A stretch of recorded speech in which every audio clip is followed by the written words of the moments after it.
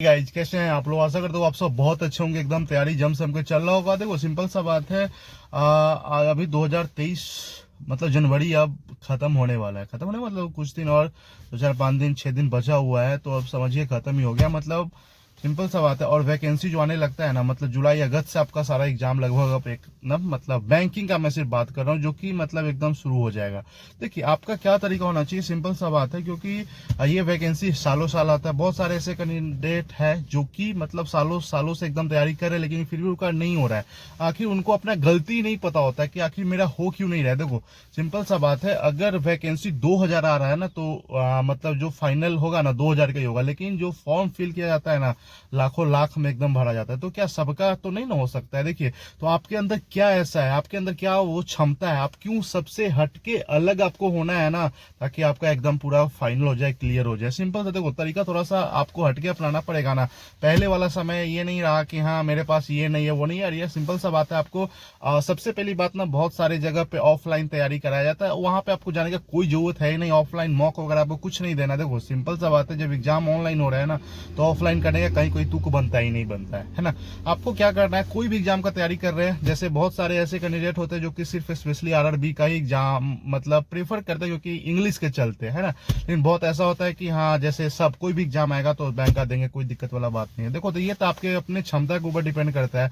लेकिन एक बात मैं आपको बताता हूँ, देखो अगर आपको थोड़ा सा सबसे हटके रहना है ना, तो आप जो भी एग्जाम है ना, उसका पहले आपको सिलेबस एकदम पूरा अच्छे से पता होना चाहिए, चाहे वो मैथ का हो, रीजनिंग का हो। क्योंकि अब ऐसा नहीं कि मैथ मतलब देखो मैथ में ऐसा नहीं कि सब कुछ पढ़ना है, यही तो बात है कि हाँ आपको सिलेबस पता रहेगा ना, तो आपको मतलब कुछ सिलेक्टेड चैप्टर है बस वही पढ़ना होता है। रीजनिंग का भी वही बात है, कुछ सिलेक्टेड है वही पढ़ना है। इंग्लिश में भी सब कुछ नहीं आता है, जो सिलेक्टेड है वही आता है। जीए में भी बात करें तो ऐसा नहीं कि हाँ कुछ भी पूछा जा सकता है ना। आप सिलेक्टेड पढ़ोगे तो सब कुछ एकदम ठीक ठाक हो जाएगा। आप मतलब सिलेबस आपको उसका पता होना चाहिए। सिलेबस के बाद ना मतलब आपको रेगुलर बेसिस पे ठीक है उसका तैयारी करना है ना। 2 घंटा ही पढ़ो, रोज पढ़ो ना। मतलब फर्क ऐसा नहीं है कि हाँ मतलब आपको एक दिन में मिल जाता है, लेकिन एक दिन जरूर फर्क पता चलता है। जैसे नाखून देखते हैं ना, नाखून सिंपल सा बात है, मैं एग्जांपल दे रहा हूँ। नाखून का आप रोज देखोगे तो आपको पता ही नहीं चलेगा कि ये बढ़ रहा है, लेकिन अगर ऐसे ही छोड़ दो 1 सप्ताह 10 दिन के बाद देखोगे अरे थोड़ा सा बढ़ा रहता है।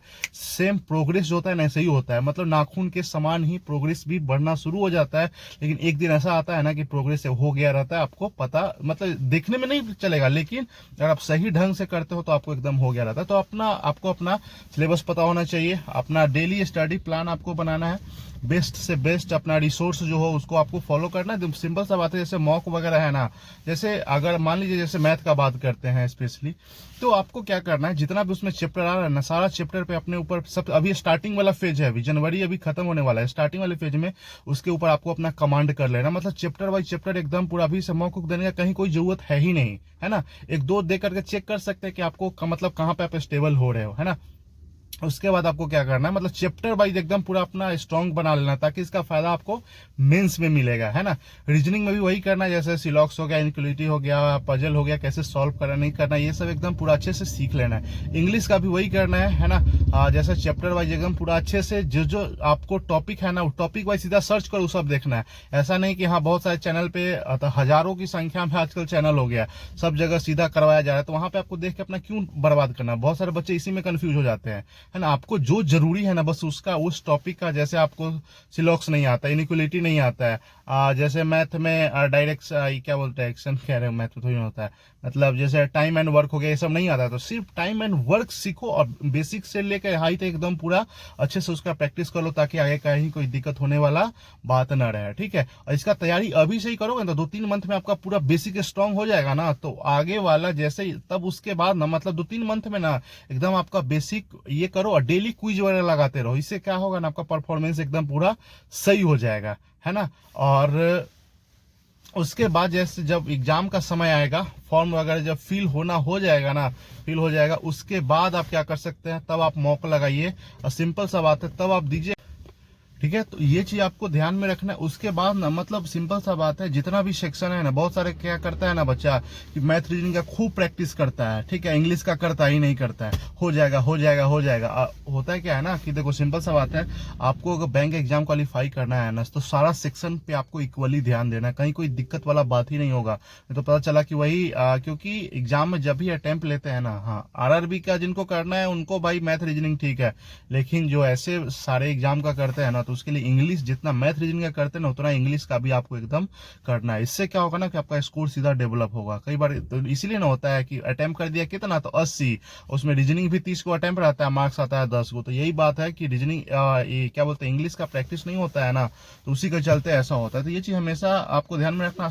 आजकल इतना ज्यादा मटेरियल अवेलेबल है ना कि आपको कहीं कहीं कोचिंग वगैरह नहीं जाना है, सब घर बैठे एकदम पूरा टाइम टारगेट अपना डेली का बना लो, है ना, कि हमको आज इतना काम करना है, ये करना है, वो करना है, सब एकदम, उससे आपको बहुत ज्यादा फायदा होगा। और हमेशा ना मतलब ये कोशिश करो कि मतलब एक जब ये सब पूरा टॉपिक वाइज अगर क्लियर हो जाए ना उसके बाद आप मतलब मॉक देना शुरू कर दो, 2-3-4 साइट का मॉक खरीद लो एकदम पूरा, हर एक तरह का क्वेश्चन का लेवल सब साइट का अलग अलग रहता है, सब आपको एकदम पूरा प्रैक्टिस हो जाए, कहीं कोई दिक्कत वाला बात नहीं रहेगी। इस तरह से करोगे ना तो एग्जाम आप आसानी से क्वालिफाई कर लोगे। नहीं तो पता चला ना सीधा मॉक लगा रहे ये वो कर रहे हैं ना तो आपका प्रीलिम्स तो अच्छा से क्वालिफाई हो जाएगा, लेकिन फिर मेन सब में आके वही बच्चा अटक जाता है ना।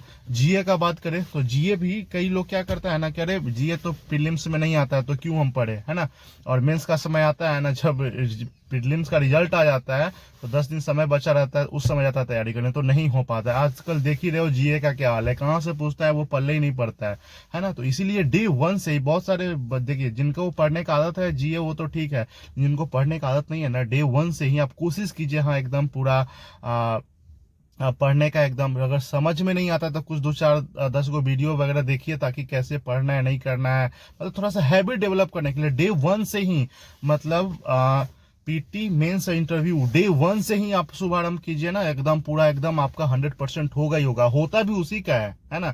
ऐसा नहीं कि हाँ आप प्रीलिम्स है तो प्रीलिम्स का तैयारी कर रहे हैं, मेंस है तो मेंस का तैयारी कर रहे हैं, ऐसा कभी होता ही नहीं होता है। समय कैसे गुजर जाता है फिर पता चलेगा 2023 गया 24 आया फिर से वही बात है एकदम पूरा, है ना। वैकेंसी लगभग सेम ही सेम रहता है ना। तो आपको अपना ना सबसे थोड़ा सा हटके आपको दिखाना पड़ेगा, तभी आप ना मतलब जो आप मतलब जो अपना रिजल्ट है ना मतलब सक्सेस में आप कन्वर्ट कर पाओगे तभी हो पाता है। तो ये चीज हमेशा आपको ध्यान में रखना है। गाइस सेशन अगर ये पसंद आया ना अच्छा लगा तो आप जरूर इसको शेयर करें और ताकि सबको इसका फायदा मिले, है ना, क्योंकि सही गाइडेंस ना सब जगह आई थिंक मिलता ही नहीं है, मिलता है एकदम पूरा सीधा ये है वो है, हर कोई अपना प्रचार करने मेरा पेड कोर्स ले लो ये है वो, कहीं कुछ लेना ही नहीं है आपको, एकदम इतना सारा फ्री में मटेरियल अवेलेबल है ना कि आप वही सब नहीं कर पाओगे एकदम, है ना। और जितना ज्यादा आप खुद प्रैक्टिस करोगे ना उतना ही ज्यादा आपको फायदा होगा, ये चीज हमेशा आपको ध्यान में रखना पड़ेगा, है ना, क्योंकि वो तो वीडियो देखते देखते हजारों की संख्या में टीचर है जो पढ़ा रही है वो कर रहे हैं।